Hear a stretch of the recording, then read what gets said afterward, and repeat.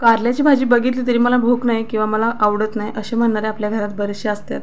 पण कारल्याची भाजी इतकी पौष्टिक आहे की आपल्या आहारामध्ये आठवड्यातून 2 ते 3 वेळा असायलाच पाहिजे. तर आज मी अगदी अजिबातही कडू न होता भरलेल्या कारल्याची रेसिपी तुमच्याशी शेअर करते. तर नक्की व्हिडिओ बघा. तर इथं 5 कारली घेतल्यात. अगदी खूप जास्त मोठी पण नाही, खूप जास्त लहान पण नाही. मध्यम आकाराची अशी 5 कारली घेतल्यात आणि छान अशी कोवळी घेतल्यात. कोवळी कारली शिजायला जास्त वेळ लागत नाही. जून असतील तर शिजायला थोडा वेळ जास्त लागतो. आता कारल्यांना ना मध्ये मी चीर पाडते आणि त्याच्यामध्ये जेवढ्या सगळ्या बिया आहेत ना त्या सगळ्या बिया मी काढून घेते. तर मी तर हाताच्या साहाय्याने काढते. तुम्हाला चमच्याने काढायला येत असतील किंवा सुरीने काढायचं असेल तर तुम्ही तशा काढू शकता. मला अशा सोप्या वाटतात म्हणून मी अशा काढल्या. आणि ही कारली मी धुवून घेतली नाहीत. मी कारली सगळी छान स्वच्छ केल्यानंतरच धुवून घेणार आहे. तर या पद्धतीने कारलं व्यवस्थित असं मोकळं करून घ्यायचं. तर अशाच पद्धतीने मी दुसरंसुद्धा कारलं छान असं चिरून घेते आणि सगळ्या बिया अशा काढून घेते कारल्यामधल्या. कारल्याची भाजी कडू असली तरी खूप जास्त पौष्टिक आहे. त्याच्यामुळे लहानांपासून मोठ्यांनी आठवड्यातून कमीत कमी 2 ते 3 वेळा खायलाच पाहिजे. ज्यांना कारला आवडतं त्यांनी डब्यासाठी सुद्धा अगदी झटपट होणारी रेसिपी आहे किंवा कधी आपण वरण भात केला तर त्यासोबतसुद्धा तोंडी लावण्यासाठी मस्त अशी रेसिपी आहे. अजिबातही कडू होत नाही. तर आता इथं कारली छान चिरून झालेत. आता एका पातेल्यामध्ये अर्धं पातेलं पाणी घेतलं आहे आणि 1 चमचाभरून याच्यामध्ये मीठ घातलं आहे. आता या मिठामध्ये सगळी कारली मी व्यवस्थित अशी आतून चोळून घेते जेणेकरून याचा थोडासा कडवटपणा कमी होईल. तर या मिठाच्या पाण्यामध्ये ही कारली चोळून धुतल्यानंतर परतसुद्धा 2-3 पाण्याने मी स्वच्छ अशी धुवून घेणार आहे.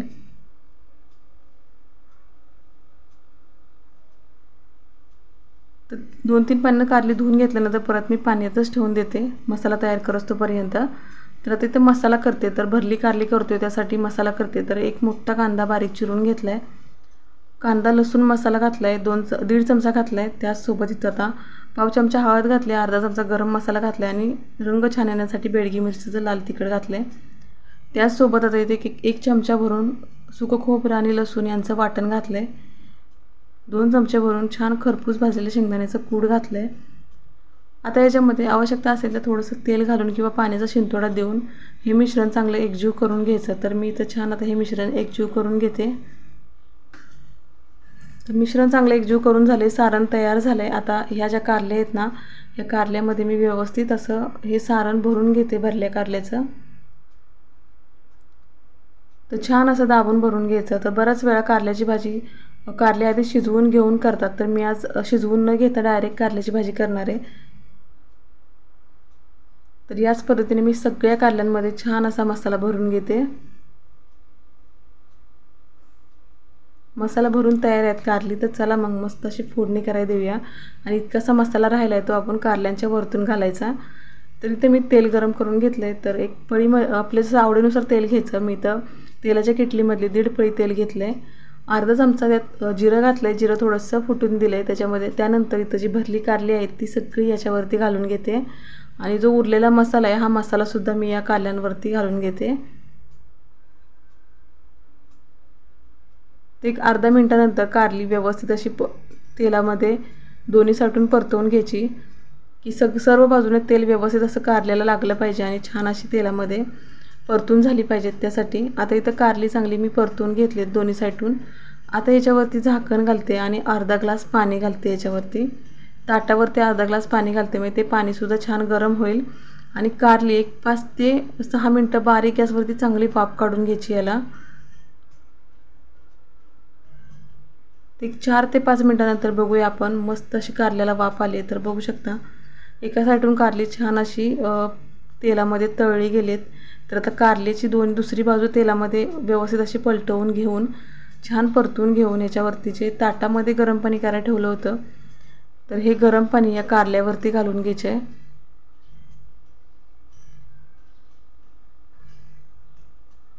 तिथे हे अर्धा ग्लास पाणी घातलं आहे. आता परत एकदा मी व्यवस्थित असं मिक्स करून घेते आणि ह्याच्यावरती झाकण ठेवते आणि 10 ते 12 मिनटं ही कारली बारीक गॅसवरती चांगली शिजवून घेते.